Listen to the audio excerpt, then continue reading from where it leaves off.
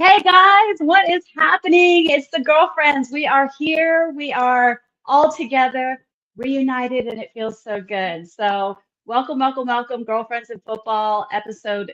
Well, I don't even know. Is this episode two? Are we episode three? Episode two, Episode 2. 2025 season.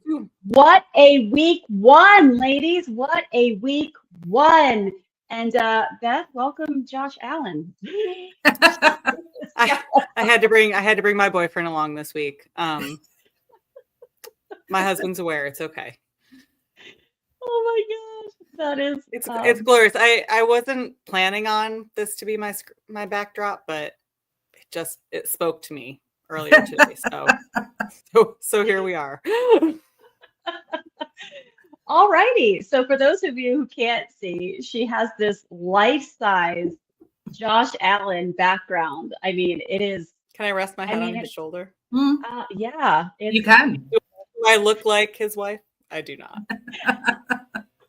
As Kaylee has that like cool, laid back, she's a cute brunette, hot brunette. Like, I mean, If only.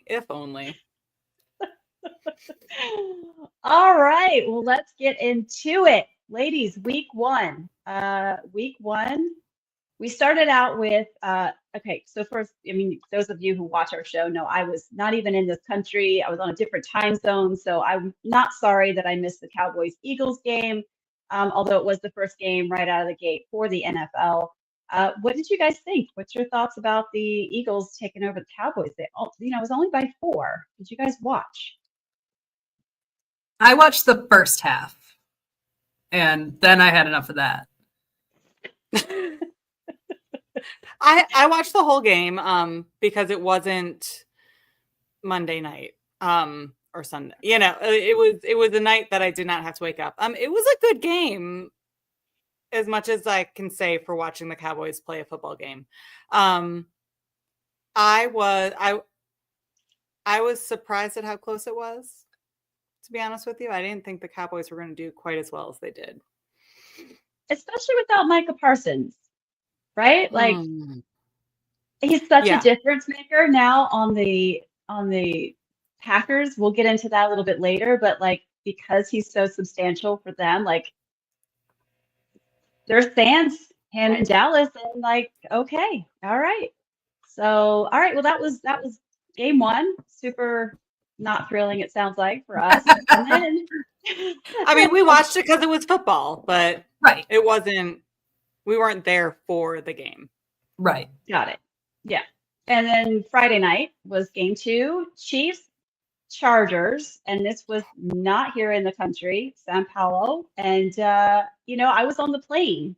I think I touched down in DC, and then I had a layover in DC, and then on my flight back to Tampa, I'm trapped on the plane for 2 hours because there was lightning, and the people on the ground couldn't taxi the plane into the gate. Oh, geez. And so I got caught up watching something, and there were some Chargers fans next to me, and I could tell they were very excited. And I'm like, whoa, game's on. So they turned it on, and I'm like, oh, the Chargers are up. Say what? I could watch some ass beating. They had a reason to be excited. They had a reason to be excited. They did. Did you guys watch it, or did you catch any replays about? I know there were some scuffles. Kelsey. Anything? Outside of Kelsey taking out his own teammate accidentally, or maybe not accidentally, you need to be smarter and not hit your own player. What I will say, I was really proud of myself. This is not football related, kind of. I watched that. My son was watching it with me. We watched it. After he got hit, he got up and started walking off the field. I was like, I think he dislocated his shoulder.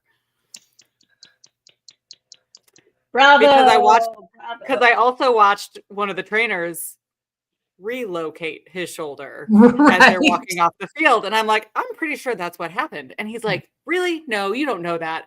And the next day it came out in the news. And I was like, look at that, sir. Your mama knows something. I love it. I love it. But also the fact that you can dislocate your shoulder by just getting hit that hard shows how hard Kelsey can hit somebody. Right. Or anyone can get hit in football that hard. It was pretty insane. Yeah. Yeah, that's never a good thing, and he's going to be out for a long time.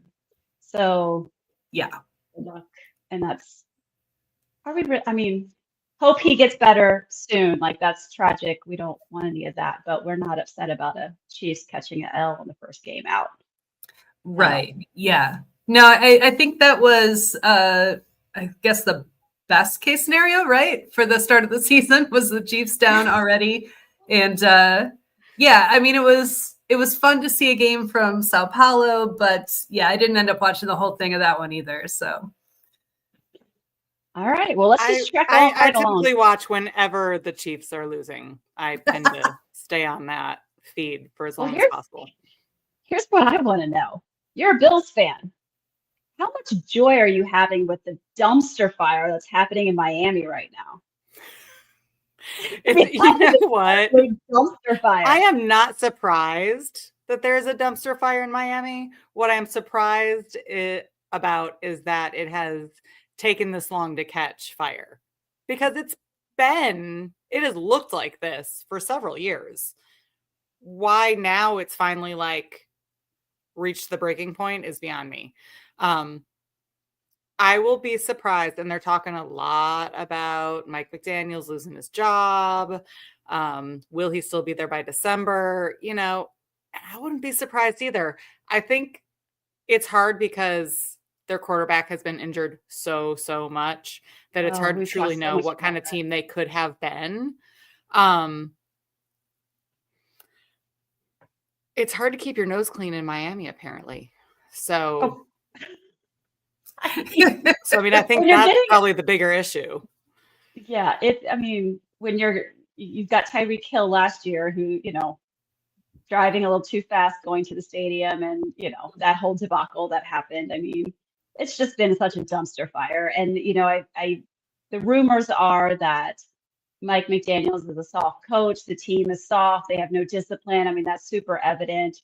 Listen, I'm a Niners fan. We already got Big Sexy back on defense, Robert Saleh. I mean, if Mike McDaniel wants to come back home, listen, I'm here for all reliving those times. Those were some good years. You don't want the Miami Mike McDaniels. I mean, we have shared videos of Miami Mike McDaniels. Like, he has gone from like a preppy button-up suit dude to the weed smoking guy with the gold chains and unable to complete a sentence dude. I don't know if you want what he is now. Well, I just think that Kyle Shanahan runs a very tight ship, and I don't think that Mike McDaniel would be welcome back, right? So I think there'd be some talks with just like we need a mom. Right. Yeah, listeners, you missed out on that. Beth and I were totally just giving so many flowers to Laura because Laura has I've been a hot mess. Like, you should have seen our feed the other day. Me, super last minute. I'm sure Laura was pulling her hair out like, girl, get it together. On here She's like, I'm supposed to be out having a cocktail, and here you are telling me what to do at 10 o'clock at night. Right. No, and it was fine. It was fine. And yes. But I did find a certain irony when Beth said that I was the mom, which, as the only host on the show that has never had children, that's just a certain irony that I have. How do I know? How do you know if I'm really good at it? You're the more elite. You are the mom of moms. We can't get our own shit together, so we all need a mom. You are that person. So, guys, give lots of praise to my girl Laura for holding it down for us, so we don't look like a complete imbecile as we move forward in week 1 and into week 2. Okay, so yes, dumpster fire in Miami. There's lots of talks there. There's a lot that has to happen. So that's what's going on there. Let's continue to flow right through the charts. So interesting. Love the Jags win. You had Hunter getting out there. He cut his wig off. Did you see him cut all his hair? I did not. Did you check that out, Laura? I didn't see. I did not. No, once it came to Sunday, I was laser focused. I mean, did he? So I'm trying to think on. So he did make Rate the Fit. And you could see it in the picture. You guys must have like either not known it was him. He was number 6 on our Rate the Fit. He cut his hair off beforehand. So he had a baby. Oh, Shout out to Travis Hunter, man. This is like an epic year for him. I know we've given so much praise to Josh Allen. I mean, he's had a great, incredible season or year just personally, but Travis Hunter went and got married, had a baby, cut his hair off, high He draft grown up. pick. He done grown up. All he does is win. And then he caught a W on the first week. So Jacksonville coming out of the gate with a W. That was pretty cool to see. How about the Bucks Falcons game? We were texting back and forth over that one for sure. I was watching it all the way up until Beth was like, "Are you watching the game?" I'm like, "Boo, I just turned it off because my Niners are getting ready to play." Like, turn it back on. Oh, man. So I think there's some teams, and I don't know if the 49ers have gone through this. I know Detroit has gone through this. I know Buffalo has gone through this.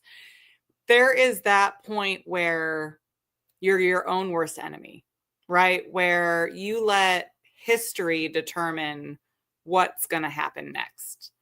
And I feel like that's what happened with the Falcons. I feel like they're letting the past determine their future, and they've got to just break that cycle. absolutely. It was hard to watch. It was their game to lose, and it happened, unfortunately.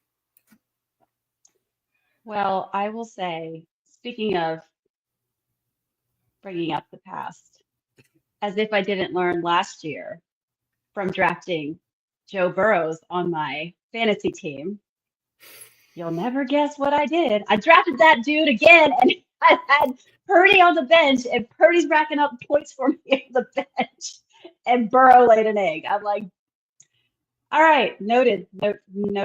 And then now Purdy's injured, so we'll get to that too. But what a game! Shout out to the Bucks on that one. That was crazy. We talked about. I mean, Burrow's and they still won. Mhm. The Bengals beat the Browns by 1 point. The biggest talk. Are we ready, ladies? Well, this is step 2, and then we're going to get to the big one. We got to hear about Aaron Rodgers. They're saying return of the Mac. He is back. He is just dicing it up against the You Jets. can talk. Are we real? You can talk about him all you want. I will not.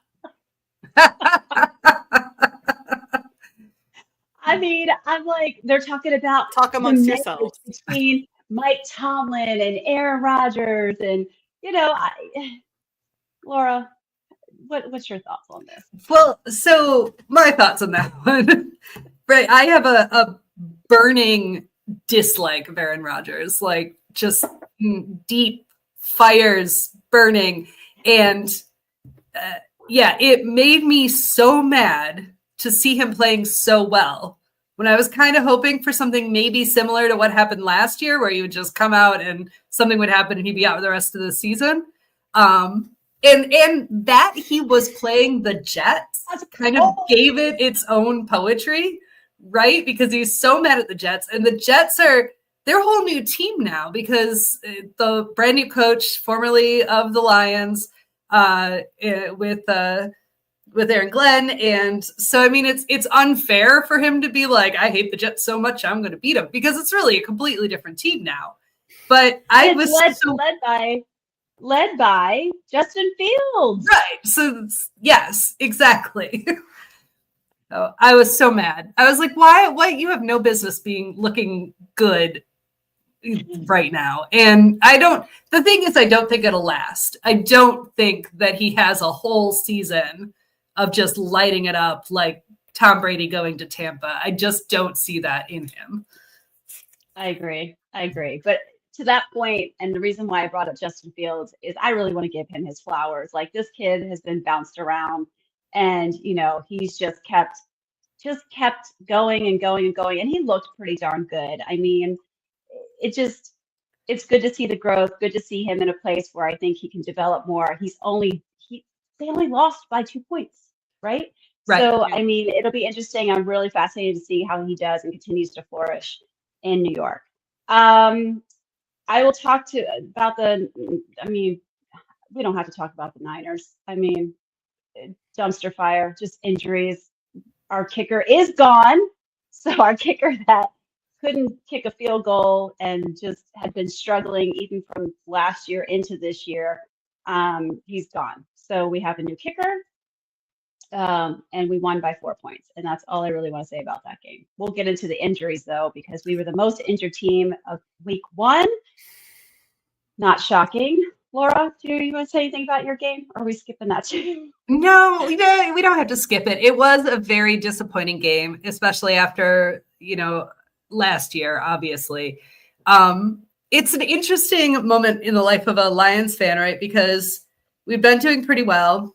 And Lions fans, we're so used to disappointment, right? We had years and years and years and years of being literally the worst team in football that, there's a lot of fans out there that after this terrible performance, we're like, well, same old Lions, we're terrible. We're not going to win any, 0-17. I don't believe that. I do believe that, there were some big mistakes made. People have taken responsibility for it. We did see our brand new wide receiver kid, Isaac Tesla, make just a miraculous catch in the end zone. So if nothing else, we got to see him do that. And that was amazing. And we're going to talk about the new kickoff rules later in the show, but I just want to point out that the Lions, don't know that anyone told them what the new rules were because they were very, very bad at it. So we'll get to that later, but I have renewed hope for this week. So I'm not writing them off yet. I wish we had kept the clip. We should have had the clip because you guys sent it to me because I was like, I missed it. Go and send it, and you sent it to me. We should have had that loaded up and ready to go because that was pretty epic. We'll post it on social.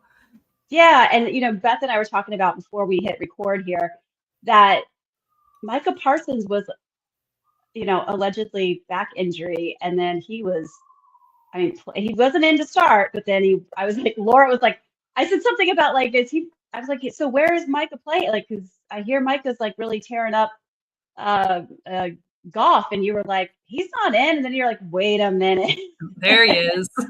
Yeah, we weren't expecting him to play. So he was a monster, and it's interesting to see how good Green Bay is going to be this year because they had some things going on offense, but their defense was terrible. So they turn around and get a new defensive coordinator. They get Micah Parsons, and they look like a serious contender in the NFC. So we'll keep an eye on that as well. But Beth, it is time. Walk us through the glory. And guys, don't forget, my husband is a Ravens fan. So I'm actually shocked that your husband and I weren't texting earlier in the game. To be honest with you, I was actually surprised I didn't get a lot of really nasty texts from Greg because I was expecting them because we did not deserve that win until the last 4 minutes of the game. I mean, we really did not. It was, I'll be truthful, I went to bed and third quarter, I was like, forget this. I got to work in the morning. In theory, I was going to go to the gym. That didn't happen anyway. But it was nothing looked good from Buffalo, right? Up to that point, we could not stop the run. Our defense is still iffy. I'm really hoping it's just because Baltimore's defense or Baltimore's run offense is so great, but I really hope we've got some new solutions coming up later on in the season because it looked ugly. Our run defense looked real rough. To be fair, you were going against Derrick Henry. But it was Derrick Henry. It was Lamar Jackson. It was anybody who won. Yeah. Our secondary was working real hard. We've got to protect our secondary. Anyway, we can talk about that later. What I want to talk about is the last 4 minutes of the game. Mm-hmm. Because the last 4 minutes of the game, unless you're living under a rock, you have heard we came back from like a 16-point deficit. I mean, I don't even remember the stats anymore because it was so ridiculous. We came back from 16 points deficit. We won by a field goal in the last minute. For the first time in Buffalo history, we ran the clock appropriately. We have a history of not playing the last 2 minutes and giving other teams a chance in the last little bit and then creating our own loss. We ran the clock well. We had good time management. We knew what we were doing. We like even things that looked like they got screwed up didn't like there was a purpose behind it. My husband stayed up late. He watched the end of the game and he was like, so I went to bed. The alarm goes off in the morning. I went, so I did, Rob. I did go to bed. So I went to bed. My husband stayed up. In the morning, the alarm goes off and my husband hits me before I even roll over. He's like, do not touch your phone. Do not look at anything. Go watch the last 5 minutes of the game. Oh, like he was like, do man. nothing other than watch the last 5 minutes of the football game. He's like, stop, just don't. He was like, I wanted to wake. He was like, I want you to wake up. He's like, I tried to wake you up like 4 times and every time then something bad happened. So I stopped because I didn't want to wake you up and have something bad happen again. And then then you're mad because you woke me up to watch them lose. And so I felt really bad because he was like, I wanted to so many times, but then because it wasn't pretty. But Josh Allen willed that win. He articles that I read, like he is the reason why they won that game. He pushed everybody to say the game is not over. Keep the faith, keep going. This is the game. Ed Oliver had a great game. You know, we had a handful of players that really did play their game, but at the end of the day, Josh Allen proved why he was voted MVP last year. I knew you were going to say. Y'all, I don't know if I said it on the video that you guys shared last week, but we went to the Bucs-Bills preview, like a preseason game, and literally got into a little bit of a back and forth with the people in front of us about Lamar versus Josh. Actually, I wish we had their info right now because I'm pretty sure that would have been an interesting back and forth. Anywho, I was going to tell you, the stats were at like 4 or 5 minutes left in the game. The Baltimore Ravens had a 99.1% chance to win that game. I love that stat. I think that really shows you had a less than 1% chance to win that damn game. And Josh Allen was like, no probs. I'm just putting everything on my back like I usually do, and Superman that shit into, what we see on the board. So hats off to your team. I want to say a couple things. One, I was really, really nervous for you guys when the kicker went up there. I know the history.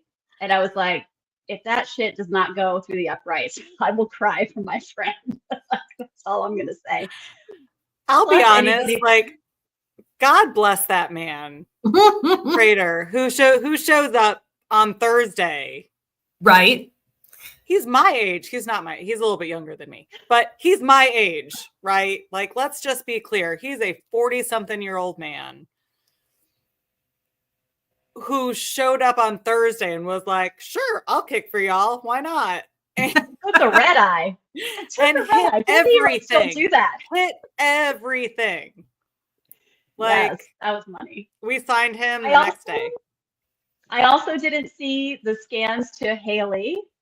Like, I thought that would be a thing, but it's not. Yeah, so, they did not. Haley doesn't want it. She does not want it. Josh doesn't want it. Haley doesn't want it. They are very, even from the information that I've received from, like, when they're in Buffalo, like, it's not they don't turn people away, but they do not. Josh will never be on Rate the Fit, right? Yeah. For good reason, because he's going to show up in a sweatshirt and sweatpants, and Haley's going to wear the same thing to every. They're not. Yeah. They're not that people. They aren't those people. I love that. And that's why they're so loved and adored. Yeah. And that's why they're happy in Buffalo, because it wouldn't fly in other cities. So. Right. All right, guys. Well, we got a new segment. Let me just hit the play button. Hold on. All right. Moment. We were just talking about the amazing Bills-Ravens game. Unbelievable. If you didn't watch that, that is really, I know it's not always sexy to replay a game, but that is a game you want to rewatch. That is an epic game. But they kept talking about, if you were watching any of the sports commentators afterwards, Monday, Get Up, ESPN, NFL Network, a lot of them were talking about you can't give the ball back to Josh Allen. What does that mean? And it was really cool because I listened to Rex Ryan talk about the Ravens. And the Ravens, this has been their history. They get so far and then they lose the game. Like they could be, having a lead and they lose the game and it's like a touchdown or less. And it's interesting. Rex Ryan kind of said that, historically that team has been such a strong defensive team that when you get a lead, they're like, all right, we got the lead. Defense will take care of business, right? Because they feel like defense is going to just hold the other team. The other team can't score. That's been their game plan. No longer do they have the defense they had back when Ray Lewis and, Ed Reed and them were there. That was a nasty defense. I mean, I'm not a big Ravens fan, but that was a sexy ass defense, right? So now they're in a situation where their offense is a little bit more, stronger than their defense. So when you're getting to, in football, you have 4 opportunities to go 10 yards. Those opportunities are called downs. So usually, we'll just say standardly Pee Wee football, what you're learning is you get to your 3rd down, and if you don't get to your 10 yards that you need to get, you have one more opportunity. But if you don't get it, the ball stays at that position and the other team gets the ball. So say you're only at the 50-yard line, right? And you don't get that 4th down. Now the other team gets the ball at the 50-yard line, which is much closer to their goal line, and they have a better chance of scoring. So a lot of times what they'll do is on 3rd down, if they're not within like a yard, maybe 2 yards of getting that down, a lot of them will just kick the ball because you want to get the ball further down the field away from the other team's end zone. So it makes it harder for them to score. Well, what they mean about don't give Josh the ball is the Ravens had an opportunity to go for 4th down because they're a stronger offense. And they said, no, our defense will take care of business, even though they hadn't taken care of business. We're talking about a game that ended 40-41, right? So they gave the ball over, picked it, and Josh Allen now has more time on the clock to march that ball down the field and score. And ultimately, he didn't score, the kicker scored. Anyway, they won the game.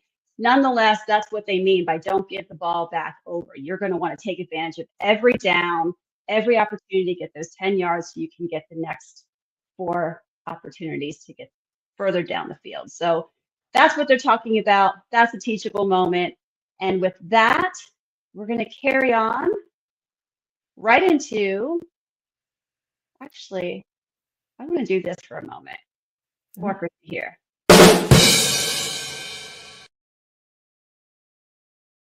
Meme-tastical moment. So the internet did not disappoint in week 1. And since we were just talking about a lot of these opportunities that we were talking about, let's just start right here.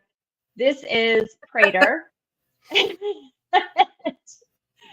And so what they're saying here is they're talking about exactly what Beth was saying. This man is 41 years old, and the internet said, Matt Prater looks like he's about to pass some important legislation.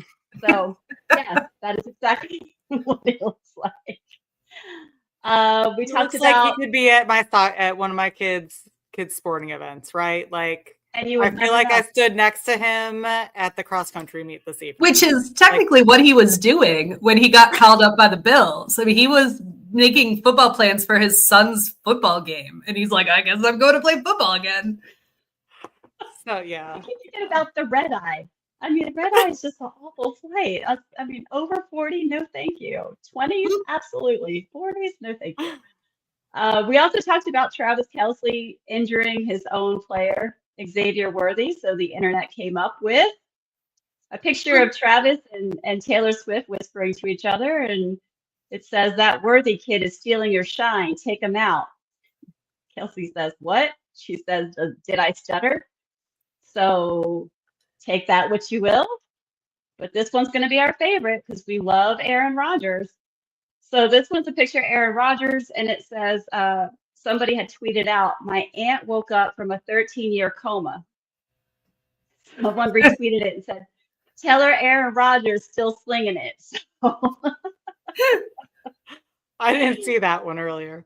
That's good. oh my gosh. So the internet did not disappoint. So It does not. it never does. So let's head into the beverages because this is just going to be a Bills themed week here. So Beth, walk us through the MVP mule. Well, I was really glad that Buffalo pulled out a win. To be honest with you, you can put that picture back up because this week's drink is the MVP Mule, which is for Josh Allen, of course. It's tequila, agave syrup, lime juice, ginger beer. It's super, super simple, but it's a great, like, refreshing, light drink. And like I said, just because there's so few ingredients, it's just quick and to the point. Very, very good drink. It is the MVP Mule because Josh Allen is the MVP. I don't have more to say about the MVP Mule. We also have a mocktail if you want to move to the mocktail. Same drink, only with club soda. Same thing. My kids like this. They like the mint and the ginger beer. My son, I think we may have mentioned it last week briefly. My son saved a mint plant in our backyard and has been taking care of it very, very well. So we only use 1 to 2 mint leaves because he's very protective of the mint plant right now. But it is also, again, very simple, very refreshing. A good Moscow Mule. Love that. Love and name. one of the things we can kind of go back, the reason why, so one of the things that I wanted to do with the cocktails this year is kind of go into some of the players a little bit more and some of the positions and why we're kind of doing this. It, like the MVP Mule, it's a great drink, all of that. But the idea is that we want to teach and we want to learn, right? So Josh Allen, he's the MVP last year. This is why I picked this drink for this week. This is why I picked him. He started out as literally nothing. He grew up on a farm. He is a farmer boy. His parents farmed cantaloupes. I'm going to say that one more time. Pistachios. I thought it was pistachios. No. Josh Allen has a pistachio farm, but he grew up growing cantaloupes. Don't you remember they had cantaloupes at that one tailgate we went to? And we were like, what's going on? And it was because, okay. I don't remember. His parents own a cantaloupe farm. He owns a pistachio farm. He is just like a down-to-earth dude. He did not get recruited. He did not get drafted. He was one of those kids that just worked his butt off to get to where he is today. And you can tell. And you can see it as he's played and as he's matured. Just got married to Haley Steinfeld. She is amazing. They are both great people. In general, we all love Josh. He won MVP last year, which was a very contested race against Lamar Jackson. So this week was also very important to kind of show how much Josh Allen really has grown and is true why he is the MVP in comparison. He also won the Sportsmanship Award last year, which I thought was pretty fun. He's just a good guy and he just loves football. And as the quarterback, his job is to kind of just run the show, right? So that position, he runs the program. He makes sure everybody knows what they are supposed to be doing. On the field, he is the coach. It's his job to make sure everybody knows what their job is on the field. He can as a quarterback, you have options. You can throw, you can hand off, or you can run yourself. It all kind of depends on what the makeup of the defense is looking like and what the offense has called as their plays. He is, for Buffalo, we've got 2 quarterbacks. We've got a starting quarterback and a backup quarterback. There's only one. You can have 1 or 2 backup quarterbacks. Who's the backup, Beth? Not anymore. I'm just kidding. Yeah, whoever it is, I hope never has to play. Just no. Just the answer is just no. It was really, we're not going into the Buffalo Bills quarterback backup situation because it has not, no, I'm not even, no, we're going to move along. You can have 1 quarterback and a backup quarterback, possibly a 3rd backup quarterback. Dezi, do you know why you're allowed to have a 3rd backup quarterback?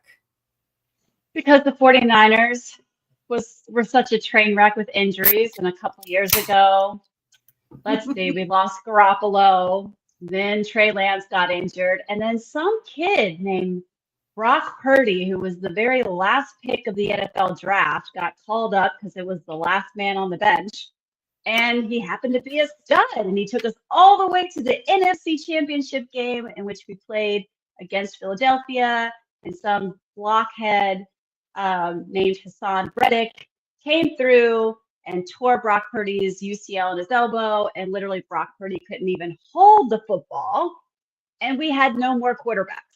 So literally, like Christian McCaffrey was going to go in there, Kyle Juszczyk, like it was like just peewee football at that point. He was going to jump in and become the quarterback. So the NFL created this opportunity to have a 3rd quarterback in the event. So of all the rules that the NFL has recently changed because of what have happened in Bills games and Buffalo games, this was a rule change that happened because of a 49ers game. So just to bring it all back around. So in any case, the quarterback is the most important, oftentimes determined the most important player on the field. They run the offense. They are the ones who make many of the decisions. So keep track of your quarterbacks, whatever team you're following, because they are important, and keep them safe. Bravo. Speaking of safe, speaking of bringing up how injured my quarterbacks can be, that leads us to our next segment.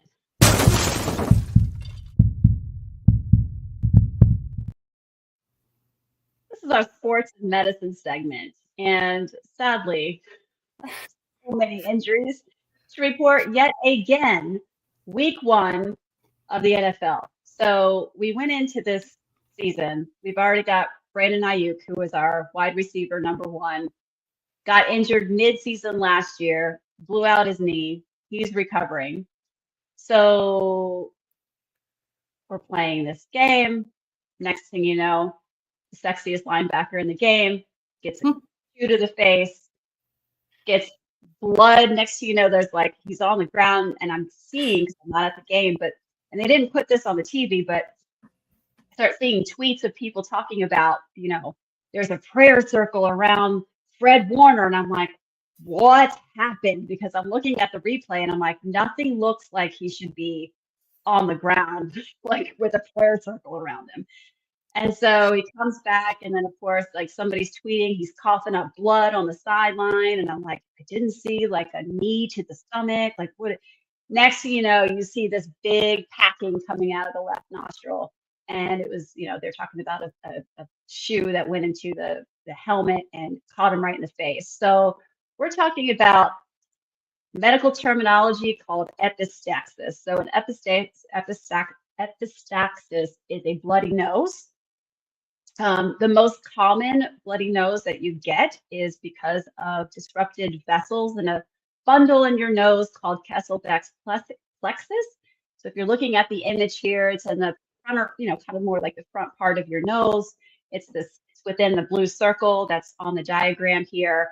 This is something that's not going to bleed forever, but it is where you pinch the bridge of your nose, because that's where this part of the vascular bleed is in right where that bridge of your nose is. So you're going to hold your nose, kind of lean forward, And, it'll stop after a while. In terms of what happened during the game, they'll just shove a bunch of this cotton, for lack of better words, it's basically a nose tampon. So you stick a cotton thing up the nose, and the bleeding will just be absorbed by it until it stops. There are more dangerous bloody noses that you can get. They're called posterior bleeds. These are bleeds that come from an artery further in the back, and this is dangerous particularly for people who are on blood thinners. So this tends to be your older population, people who are on things like Coumadin and Eliquis and things like that. But for your run-of-the-mill healthy football player, athlete that just takes a punch or a knee or elbow to the nose, you're going to get a bloody nose here. So I was distraught because he's got a beautiful face, and to see blood and everything everywhere. So the point is in this picture, the reason why Fred Warner was coughing up blood is because the blood was traveling from where that circle is, and it went back. And when it goes back towards the throat, there's actually a connection from your nose all the way to your throat, because that's how air passes through, goes through your nose into the hypopharynx, down your throat to your air, your larynx, into your trachea. And so air travels that way, and everything else can too, including blood. And so that connection not only goes from your nose to your throat, but it can also come out your mouth. So he was spitting out blood because it came from his nose. So very scary. His poor wife, I'm sure, was completely distraught. So glad he's okay. Strong dude, went right back out there as soon as he could. So if the injuries didn't stop there, we had more injuries. Don't worry. It was like if you were a captain that day, you were going to get injured. Trent Williams got pulled off for a moment, but then he went back in. George Kittle got pulled out, hamstring. He was out the rest of the game. He did score for us. He did have an evaluation, and he's been put on injured reserve. So he's on IR. He's going to be out for a minimum of 4 weeks. Juwan Jennings injured his shoulder. Bro, I don't even know who our wide receivers are right now. Because if it's not Ricky Pearsall, I don't even know who they are. Just kidding, but kind of not. My point is, Brock Purdy won this game without many of his major stars, right? You don't have this connection with them. But Juwan Jennings has a shoulder. His MRI looks good. So he's, hopefully not going to be out very long. But now after the game, because that wasn't enough injuries, Brock Purdy sustained a shoulder injury and a toe injury. They're more concerned about the toe, is what's been reported. And it looks like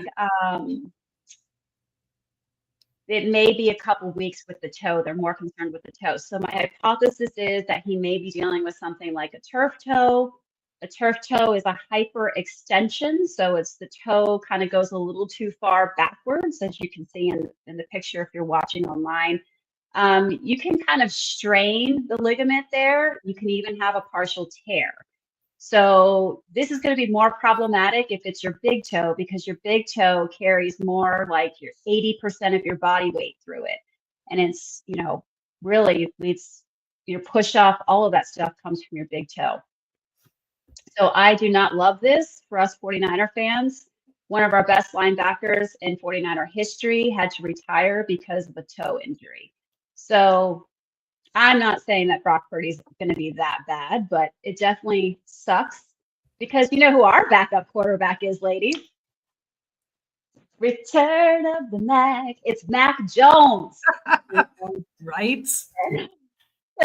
Thank God we have the Saints this week, and we have a better kicker. So I think maybe that's what led to us getting a better kicker, was like, we might not have Brock Purdy, so we better be able to get points on the board from our kicker. So those are the two injuries I'm going to go over. There was another injury that happened before week 1. I'm going to let Beth take it from here, because this one took out this player for the entire season. Beth, walk us through what happened. So this is crazy. We have on the Jets, we have a player named Elijah Vera Tucker, right? He is the right guard for the Jets. And during preseason, during practices, he tore his tricep during practice. This, unfortunately, when he tore his tricep, he is required to have surgery, and he will be out for for this season. What's unfortunate about this injury and this particular situation is that he has been out several seasons due to multiple injuries. He's also had a torn Achilles in 2023, and in 2022 he tore his right tricep. So Jeez. yes, so he has not only torn one but both tricep muscles in his body in the past 3 years. So to give you a quick background, which is insane because tearing a tricep is not a common injury to start out with. So back up a little bit. Your tricep, what it does, the whole point of your tricep is it extends your elbow. It helps with pushing, which as an offensive lineman who is constantly blocking and pushing somebody else away is pretty darn important. So he uses his triceps a lot. We all use them. But so that's what his tricep was working on, right? His tricep is to push somebody, another human body, away from the quarterback and keep his offense safe. The tricep has multiple insertions. It attaches up by the shoulder, also down, and then it ends by the elbow, which it covers the joint. So it's not just at the bottom of the elbow, but it covers down to like those two bones that you feel move when you twist your wrist back and forth. So typically what happens is it tears down by that elbow portion where you feel that twist back and forth. And for somebody who does the things that he does for sports, it's pretty insane for him to tear not just one, but both. I did not get a chance to look if he played right side versus left side in the past, if maybe he was a left-sided offensive tackle before versus a right-sided now. But the chances of tearing both of them are like, I can't even make up how small that number must be.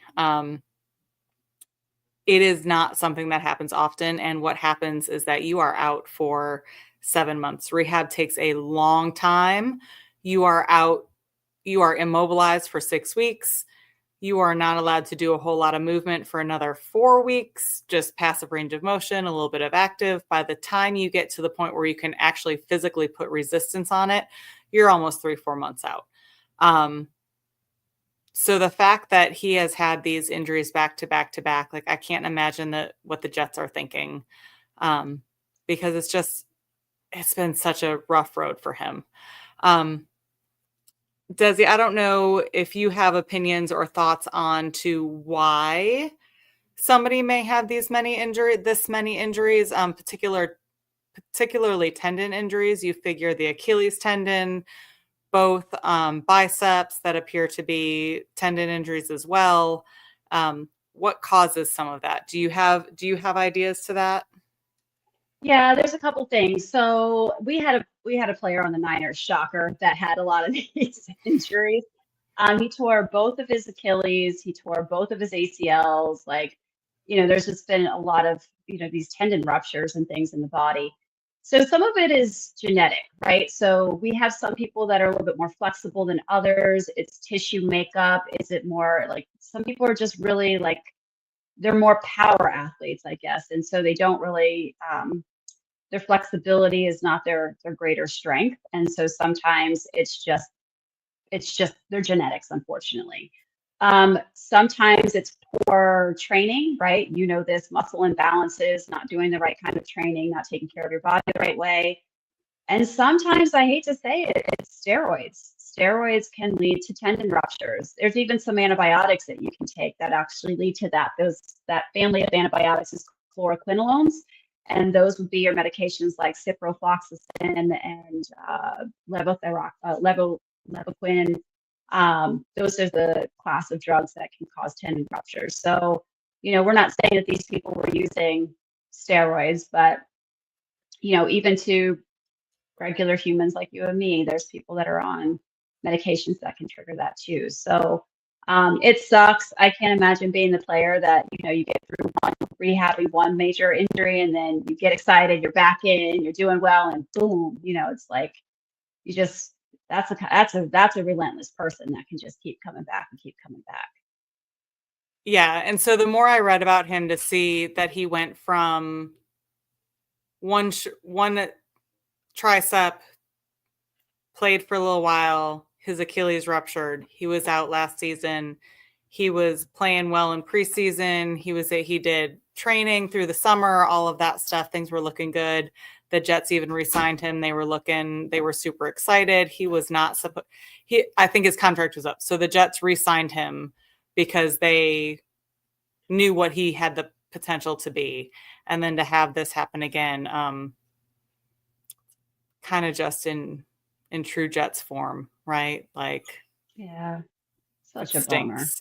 Yeah, such a bummer. I hate seeing athletes that work so hard to do all of these things hit these roadblocks. But it, like you said, it shows the tenacity and the effort that these players are willing to put in to make things happen. So yeah, all the best to him, and hopefully he rehabs well and comes back.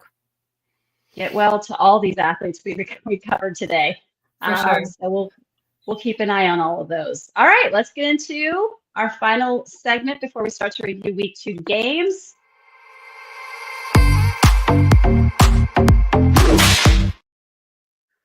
I love that. Rate the fit, guys. This segment gets bigger and bigger. I feel like every year that we do it. I mean, this did not disappoint. We put this up on socials, and it was like people were ready to rate which fit. Like late last night, and people were on top of it. That's why I was like, we got to get this going. I'm going to get it up because I know people, like, it's a thirst trap. So I'm not going to show all the pictures because we're running a little short on time here, but it was pretty overwhelming that the winner was Mr. Chris Jones of the Kansas City Chiefs. He is in a custom silk suit, emerald, and he just looks so good. It's almost a tragedy that they lost, but oh boy, looked the part for sure. Ladies, thoughts on the outfit? Yeah, no, this is fire. Like, just so I've been saying for a long time, and I sometimes a lot of my male football friends do not seem to quite grasp. But I think that the pinnacle of men's fashion right now is the NFL. And this just proves it, right? These are people that are coming out, like maybe the awards ceremonies, whatever, you see a lot of crazy fashion there, but just for tailored men's, awesome like suit wear, whether it's commentators or players before games, like this is where it's at. And that suit is absolutely gorgeous. It's pretty damn nice. Beth?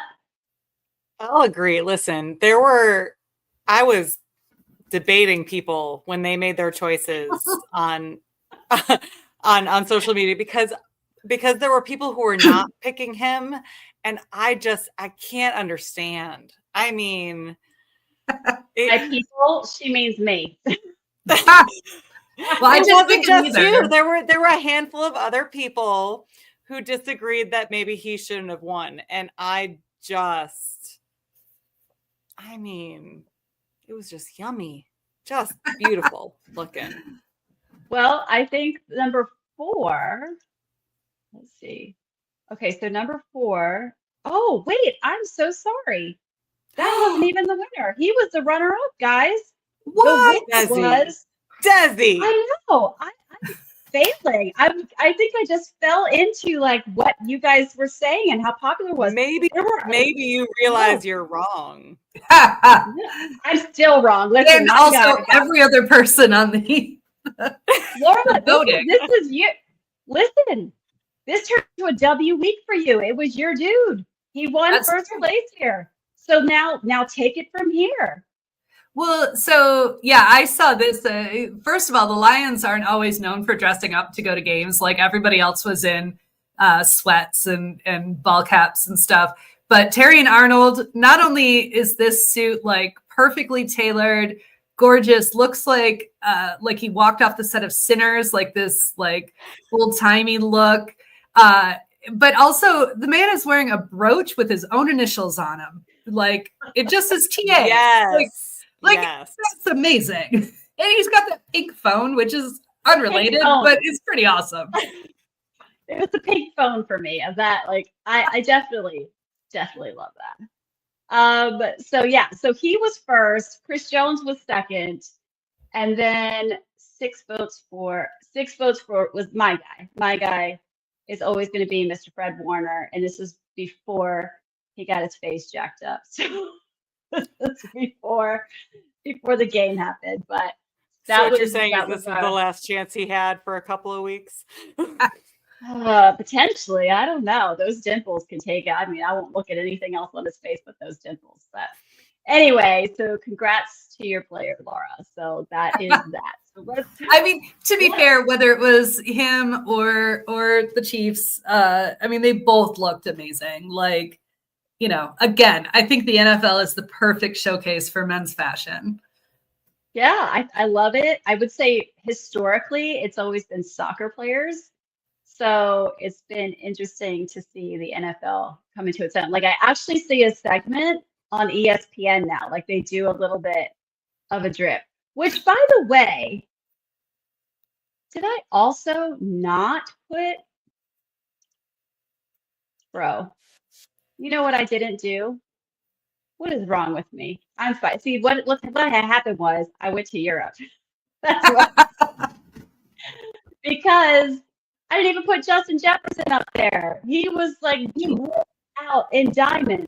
And then after all that, I didn't even put him in the rotation. I'm sorry, Justin, if you're watching. We're going to put you on a highlight next week. I'll have to fish out the picture because he was iced out. It was amazing. All right, so we're getting close on time. So let's go over the games coming up this week. Ladies. All right, we got Thursday night football, Commanders and Packers. This could be almost as exciting as the Bills-Ravens game. We've got a split decision here. Well, mostly I absolutely cannot put my little person bubble over the Packers name. Like that's just never going to happen. So regardless of who could win this, I'm backing the Commanders because I just cannot root for the Packers. Listen, we call that peak petty in my world, and I'm here for that. I have been known to be peak petty, so we'll go with that. Beth and I picked the Packers. Beth, you got any comments on that? Nope. Okay, carrying on. Seahawks Steelers game. I don't know. So I was talking to a Steelers fan earlier today. I did talk about how the Seahawks secondary is pretty good. So it'll be interesting to see how they match up against the Steelers wideouts and see what Aaron Rodgers does with that. Also, you got oh my gosh, he came from the Niners. Redhead quarterback is also he just came from Sam Darnold. Minnesota. Thank you, Darnold. Darnold is actually doing pretty good there. So I don't know. That might be an interesting game as well. Beth and I picked the Steelers. And Laura, you went with the Seahawks. Not mad at it. That's one of those toss-up games. Oh, I was like, I wasn't sure where to go with that one myself, but I wasn't sure if you guys were going with the anti-Rodgers. Well, there. I mean, that's not off the table. All right, carrying on. We all picked the Bills over the Jets. I do not think that's a hard decision. Carrying on. This is an interesting game. I will say, I'm going to say this real quick because I do believe the Bills are going to win, but there's that hangover win against the team that we're pretty sure that we would beat. And Buffalo has a history of fucking that stuff up. So well, I mean, it's the Jets. Let's not do it. I'm just saying. All right. Well, we got Jaguars at Bengals. All of us picked the Bengals to win. We'll see. I don't know. Jaguars. We'll see. Joe Burrow. I don't know. I guess I got to play Joe Burrow because Purdy's going to be on the bench probably this week. So we'll see Burrow isn't the issue; it's the offensive line. Right. No, I get it, but still, he put up a lot of points last year and still didn't have an offensive line. So I need points. Eventually he's going to get tired of getting hurt. I know. All right, I'm not a great fantasy player, so Ravens are looking to come back with a win against the Browns. They're playing at home in Baltimore. We all picked the Ravens to win. The Broncos are playing the Colts in Indianapolis. Beth, you picked the Colts, and Laura, you and I picked the Broncos. I feel like this is one of those split. I mean, we'll see with Daniel Jones. He's coming off his high from last week, so we'll see if he lands a little bit better here against the Denver team. Right. Then we got the Chiefs. What's that? He's going to ride the high. I think he's going to ride that high for a minute. They're at home. I think he's going to he's kind of feeling his zone right now. I don't know how long during the season it'll last, but I think he's got it this week. All right. Well, we've got the Eagles and Chiefs. This is going to be a rematch of the Super Bowl. It's being held in Arrowhead. Great chance for the Chiefs to bounce back. Beth and I picked the Eagles. I feel like that's a Pete Petty move, and Laura picked the Chiefs. I mean, I don't have any love for the Chiefs, but they're at home. They are a reasonably good team, obviously. So yeah, I think they have every opportunity to win. Agree. I'm just Pete Petty. I don't want to see the Chiefs win, but I disagree. I think they've got too many injuries right now. I think that this is not their year. It's about time. Moving along. I mean, I'm okay with that. We got Bucks and Houston playing the Texans. Well, that's on Monday night. I have the Monday nights at the bottom there. Oh, yeah. I see that. So that's Monday night game. Okay, now I see what you did on the image. We'll come to Monday night back. We'll come back to that. So we have the Giants hosting the Cowboys in Dallas. Or not, they're not hosting. Giants are playing the Cowboys in Dallas. Beth, you picked the Cowboys. Laura and I picked the Giants. Why did I pick the Giants? I don't know why I picked the Giants. They're a cluster. Y'all, good luck with that game. Yeah, I kind of want to change my vote. There is nothing about the Giants that I guess I just don't really love the Cowboys. So I was like, meh. I mean, I get that, but ooh. That's fair. Yeah, I don't know why my little bubble's there either. Well, okay, Laura, we might suffer it together, and at least I'm not solo on that one. We got the Rams playing the Titans. I mean, I picked the Titans. I don't know. I got a little faith in what they got cooking there in Tennessee. New quarterback, new coach. It could be some magic. I think Stafford's not. Is he even playing? He's been having back issues, and I think the only solid thing they got is Puka Nacua over there. So we'll see. I don't know. Patriots playing the Dolphins. Why the hell did I pick the Dolphins? Oh my gosh, Laura, we both picked the Dolphins in Miami over the Patriots. I'm no fan of the Patriots, so they have to do a lot of proving to me this year for me to say that they're any better. So actually, I think I know why I picked the Dolphins, because their stadium, it's so hot here in Florida that the opposing team literally sits in the heat and just melts. So I'm like, it's early enough where it's going to be hot that maybe that works in their favor, because they need something. I could see that. However, the Dolphins, as we've said earlier, dumpster fire. I think they're the worst team in the league right now. Even more than the Patriots or the Jets. Sure. And maybe even more than the Giants. I agree with all of that. All right, so Niners Saints in New Orleans. We all picked the Niners, I picked this before I knew Brock was going to be potentially out for a couple weeks. But again, maybe Mac Jones can make some magic happen. We got a kicker now, because I also picked this before I knew we had a kicker. So, it is what it is. Bears Lions. We all picked your Lions to win, Laura. You're hosting at home in Detroit. So And we have to beat them. Their new head coach was our former coordinator. So this is a must-win situation. We have to. The man is going to get booed when he walks into Ford Field, and we have to just absolutely destroy them. Well, I mean, you also need a W. Okay. So, I mean, you guys are going to be highly motivated in this game. So I'm glad that we all picked that. Panthers are going to Arizona. They're playing the Cardinals. Beth and I picked the Cardinals, and Laura, you picked the Panthers. Tell me about your faith in the Carolina team here. No, not really, but I'm from North Carolina. I live in North Carolina. So, I just went with the sentimental choice. I don't know that they're going to win. Okay. Let's see. Falcons are playing the Vikings. This is going to be an interesting game because you've got JJ McCarthy versus Penix.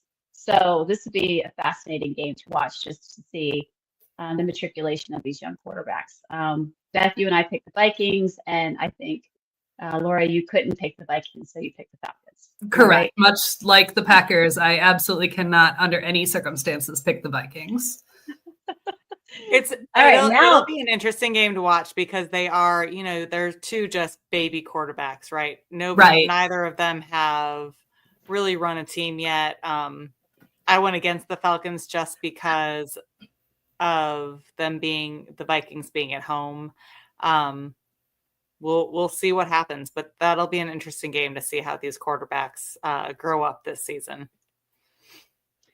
Yeah. I love this. Robbo had said, Debo gonna Debo those cheeseheads. That is such truth. And again, I suck at fantasy. Debo was on my damn bench. I knew he was going to come out, but I just thought Jawan Jennings, like this was going to be Jawan Jennings. In fact, I'm wearing my Jawan Jennings shirt thinking he was going to show out, and he got injured. So, and then he also said Eagles over the Swifties. Ooh, shots fired. Yeah, that's burn. Stick burn. But actually, she like the Eagles was her team originally. But anywho, let's carry on to Monday Night Football. We got Buccaneers in Houston for the to play against the Texans. Laura, you and I picked the Texans. Beth, you picked the Bucks. I don't think there's a wrong decision here. We'll see. I'm going off momentum right now. The Bucks had that win over Atlanta. I think they are going to ride that high for a minute.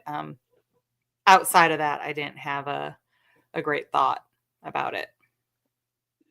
All right. Well, we got the Chargers playing the Raiders. Both are coming off of wins this past week, and it's being hosted in Las Vegas. And I picked the Raiders. I was just, I don't know, something in the universe told me to pick the Raiders. There's no big Einstein decision here. And the Chargers, you guys picked the Chargers. I really think that's probably the smarter decision. The Chargers, I think now Jim Harbaugh's been there long enough to really make things come together. And I feel like they're really going to be gelling and gluing this year. So that'll be an interesting team to watch. At the end of the day, that game's at like 10 p.m. at night. I won't know the winner until the next day. There's no way. Is that the game? Yeah, that's the 10 p.m. game, isn't it? It's terrible. Yeah, because they're doing that crazy doubleheader. Well, I guess because they're out on the West Coast, right? But it's that crazy doubleheader. In any case, I will not watch that game. I will find out the score the next day. I will be asleep. I'm definitely sleeping. So I gotta be. That's what happens when you've got a bunch of women running the podcast. 100%. We'll catch y'all in the morning. We'll catch it. So, okay, there's three things that we wanted to get to really, really quick. Shout out to Pam Oliver, the GOAT. She is legendary, and she's so legendary. She's going to be inducted into the Sports Broadcasting Hall of Fame. I'm so thrilled about this. She is the bomb.com, has been doing it for a long time as a young girl. She is who I definitely looked up to. Love seeing her on the sidelines, and still love seeing her on the sidelines, still doing her thing. So yay, Pam Oliver. Absolutely.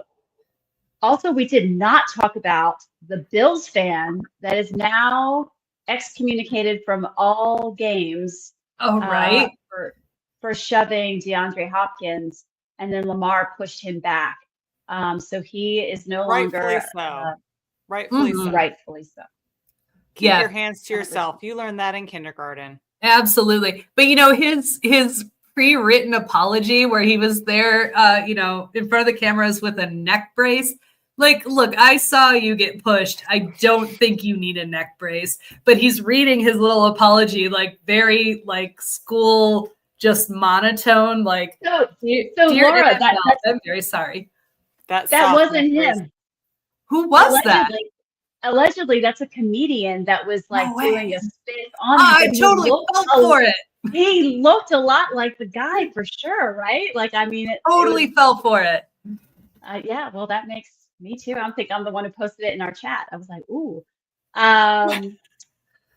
Let's see. And then we wanted to talk about the new kickoff rules. So before we head off, do you want to cover the new kickoff rules? Yeah, I mean, just real quick, and we can talk about it more as the season goes on, as people get used to it.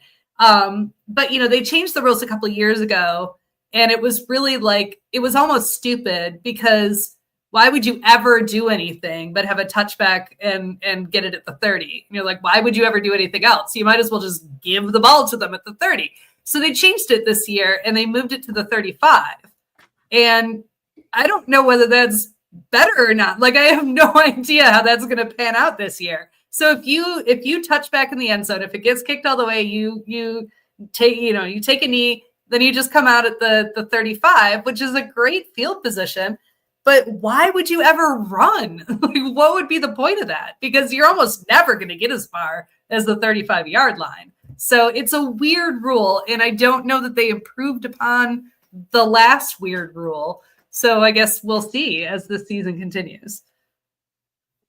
I have a sneaky suspicion it has something to do with injury, right? Because they were trying to figure out, there's been so many injuries that can happen on the kickoff collectively, because you just got guys just going full power in opposite directions, and it's just a lot of force when the crunching happens and the tackles happen. So I think this is just another way to kind of deter from, basically a high traffic accident.